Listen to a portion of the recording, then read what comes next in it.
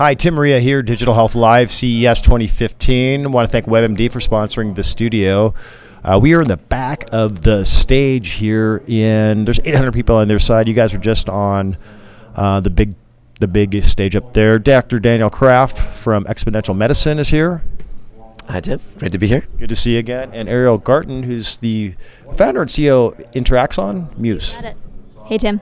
So we all know each other, actually, and I was at Exponential Medicine and had an awesome time with your group down there. First, tell everybody about your background. Right. So I'm a academically trained physician scientist, trained at Stanford and Harvard, and the last few years have been chairing the medicine track at Singularity University, where we look at the pace of technology, where it's heading, how it's converging, and how in the medical side we can use that to reinvent elements of health and biomedicine. So at Exponential Medicine, which we have as a conference every year, we bring together folks from every different spectrum, from data, IT, pharma, devices, neuroscience, to look at where the puck is, where it's heading, and how we can use that to reimagine health and biomedicine.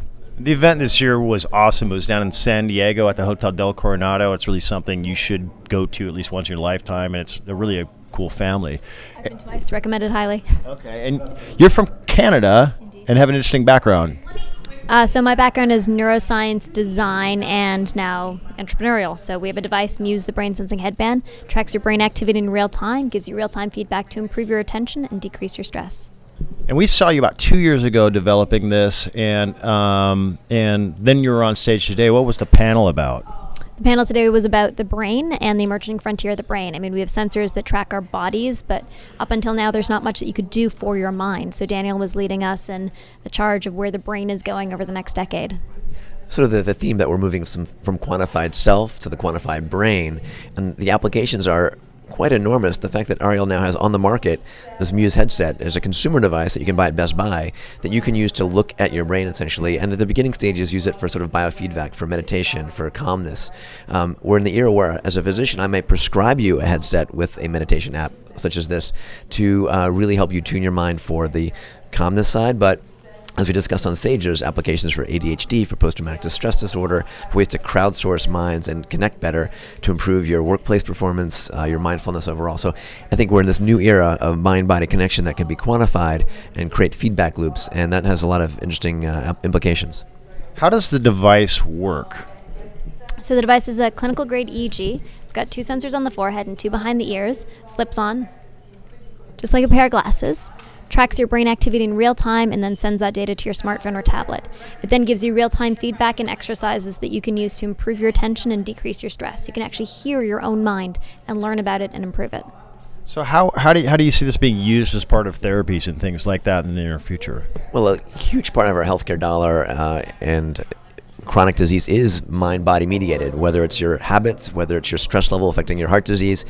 I see this playing a role in teaching people or to get connected to their mindfulness and mind-body state to improve stress, which will reduce potentially everything from depression to cancer to heart disease. Not necessarily reverse it, but help mediate or prevent it.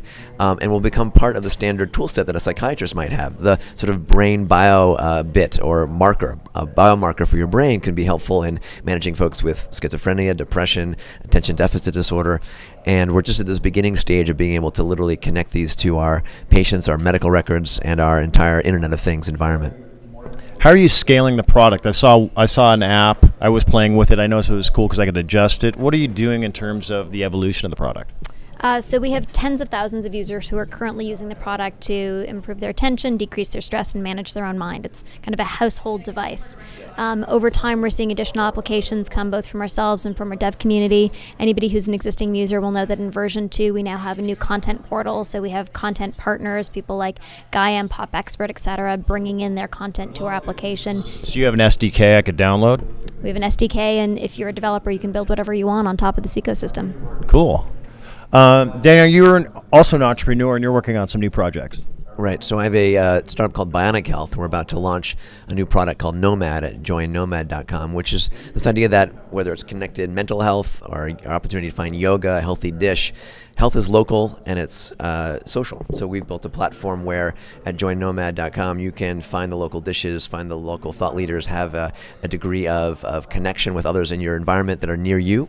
But kind of a healthcare concierge. And I think part of the future of health and medicine will be connection, feedback loops, and locality. Okay. Any last things? What's next up for you, Ariel?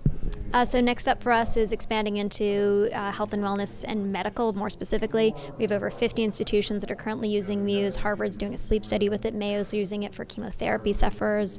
So we're discovering all the new use cases and how we can really help people build healthier, happier lives, starting with their brain. And where I see this blending is with some of these new amazing technologies like Oculus, augmented reality, where your home, your workspace are going to start getting tuned to your mind, or are going to give you feedback interventions early. Again, this whole idea of being proactive in healthcare, both for our mental state, our physical state, is going to be incredibly important.